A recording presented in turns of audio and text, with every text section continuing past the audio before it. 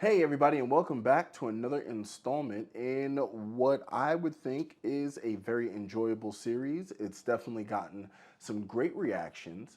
And now I know you're thinking that I'm going to say it's more unpopular opinions from a credit card YouTuber, but I actually got a comment from a longtime friend of the channel, Nubian Power. I think I'm going to put the comment like right down here somewhere. And he had a great idea. So maybe instead of saying unpopular opinions, because come to find out, a lot more people agree with them than I thought, let's just call them Chad's perspectives. Now, this one is not going to be a terribly long one. I just got about three for you, but I'm going to let my co star do her bit first, and then we'll get right into it. Welcome back to my dad's channel. If you're new here, make sure to click that like button and subscribe, and don't forget to share. All right, so my first perspective. One thing that I believe in that people may not agree with, but I'm going to say it anyway. Outside of transferable currency credit cards, you should always try to prioritize if you're going to pick something with a locked in currency, always take hotel cards over airline cards. Because, truth be told, on average, airline cards are, well, they're trash. On average.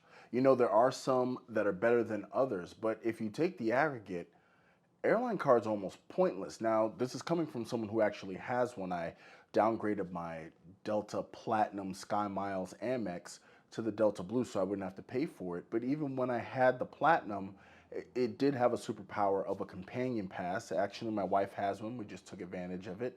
Video is going to be coming for that. But on the average, they're really not that great. They don't really get the best multipliers. And then on top of that, you can't really get status with an airline credit card. You can get status light, and 99% of them literally pay for themselves in check bags, something that used to be free in the not so distant past. Literally, people who are watching this right now don't have gray hair like me and were alive when you didn't have to pay all the money for the check bags. So really and truly, I would find that hotel cards are much better because, first thing, the cost to benefit ratio. Chances are when you go on a trip, yeah, you have a Delta card, a United card, an American card. Great. You have either, for some god awful reason, paid cash for your ticket, your business class ticket, couple $1,000s for a couple hours. Let's use a nice round number and say you paid $5,000 for a business class ticket for a 10-hour flight. That is $500 an hour you're paying to keep that plane in the air. Plus everybody that's on it, everybody that's eating, all of the pilots, hoping the mechanics are proper. That's insane. Think about other things you would pay $500 an hour for. And this is just a broad example. Whereas with a hotel card, when you have a hotel stay, even if it's 2 days, that's 48 hours. Continuous. You have access to this hotel continuously. Whereas plane tickets, once you're on, you're on. Once you're off, you're off. You can't even go back and get something if you forgot it in a seat that you paid thousands of dollars for. You got to wait for them to bring it to you. So that is one reason. The second reason is with hotel cards, you can actually buy status. Now, some people don't like that. Well, if people can buy it, then what does status mean? Yes, but most of the cards that will give you any meaningful status normally have annual fees, thereby putting it behind a paywall that is going to dissuade a lot of people from getting into it. And lastly, airline miles are devalued. One of them is even referred to as pesos. I'm not going to name any names. Hotel points are devalued, especially with everybody going away from points calendars into dynamic pricing. That, of course, works for none other than the corporations. Big surprise. But with airline credit cards, you tend to get horrible multipliers, thereby losing value in relation to hotel credit cards. Hotel credit cards will give you more value. The multipliers tend to be higher, A. And B, you tend to get multipliers in more categories. I actually have two hotel cards that give me a gas multiplier. I mean, if I drove a gas car, that would work for me. One's 6x, one's 4x. So it's not even like it's like a 2x multiplier or anything like that. So these are things that you need to consider. So you actually get more value in the multipliers so that really a hotel card in some cases, can be a great catch-all card to shore up for a yearly vacation. So, with that being said, literally, if you are going to go out of transferable currencies, you want to get something locked in, and you decide that you want to travel, it is way more worth the bang for your buck to grab hotel cards over airline cards. Now, next up, once you hit the credit card end game, once you're at your end game, where it is, you are going to say, hey, look, the juice isn't worth the squeeze for me to take any more inquiries and get all these credit cards because I'm not getting the kind of value that I once was. The Chase 524 rule should no longer be in consideration. Now, it looms large over the credit card community, but the fact is that the same thing that benefits it actually hurts it.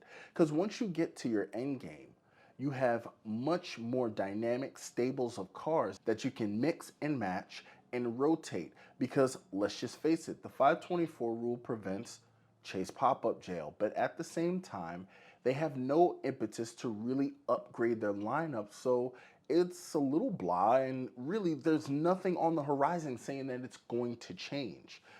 You play around with the subs, but for the most part, and I think some of my fellow creators would agree, some of the cards need a major overhaul in order to stay competitive with other cards, and let's just face it, Chase is not on swift wings with doing this. So once you get to the end game, I understand considering them in the pre-game, in the early game, in the mid-game, but by the time you get to the end game, your Chase cards should pretty much already be locked in.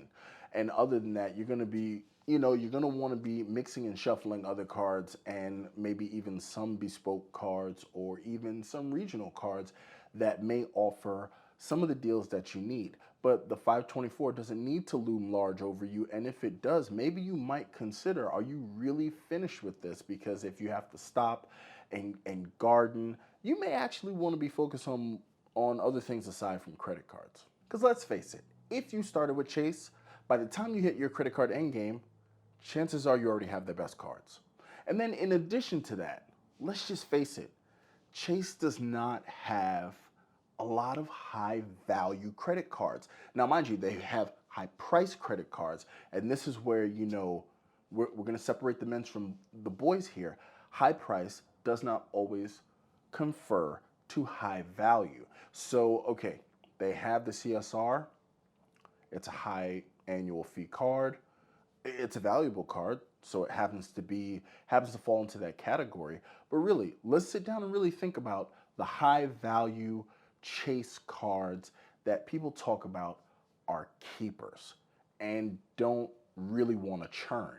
Because if you want to say the CSP or the Freedom line, understand, you get your Sapphire Preferred, then it turns into a Freedom, then you get a Freedom Flex, then you turn it into a Freedom, then you get the Freedom Unlimited, then you turn it into a Freedom. Next thing you know, you have 11-7 Freedom cards, a CFU, a Flex, and a CSP, and you really haven't really kept anything except for the least valuable ones, which is the Freedom cards on the rotating categories.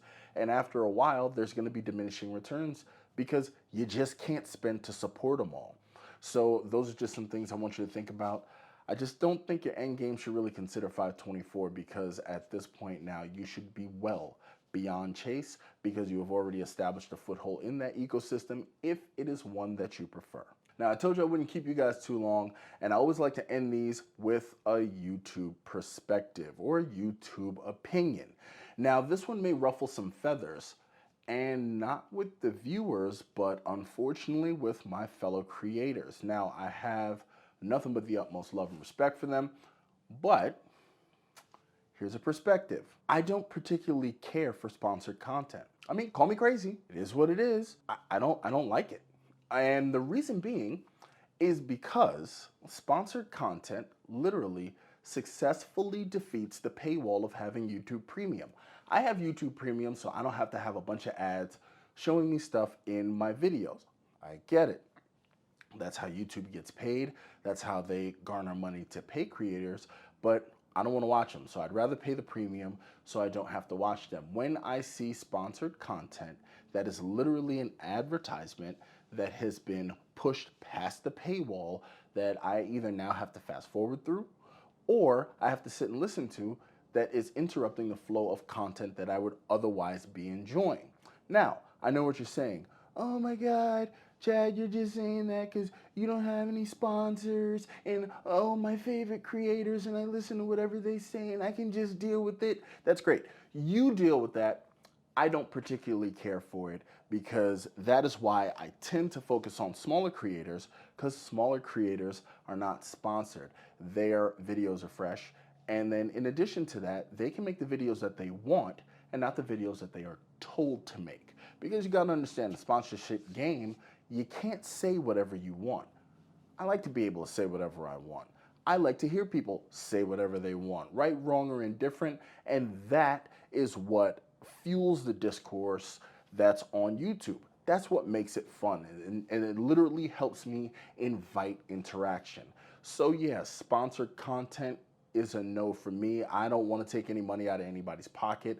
I know people devote a lot of time and effort into YouTube, and by all means, make your money. I'm not saying all sponsored content is bad. I'm just saying I don't like any of it because when somebody's going on a good roll, then I got to hear about this credit card companion app or this VPN service or whatever, all this wacky stuff. I mean, how many wallets can you sell? The you know, and this is not taking shots at anybody, but the fact is, the sponsored content thing, not really for me, especially since I pay to not hear it. Well, that is pretty much going to wrap up this round of my perspectives. Once again, thank you again to Nubian Power who made that comment on my last video and gave me the inspiration to do this. I appreciate you. Thank you so much. But I'm not going to tie you guys up any longer. You know, by all means, if you missed the first two, this is where I do the pointy thing, and you can please check those out. Hey, do you agree? Do you disagree? Do I not know what I'm talking about? Am I spot on? By all means, give me some interaction. Leave it in the comments. I'm not going to hold you, and I'll catch you later.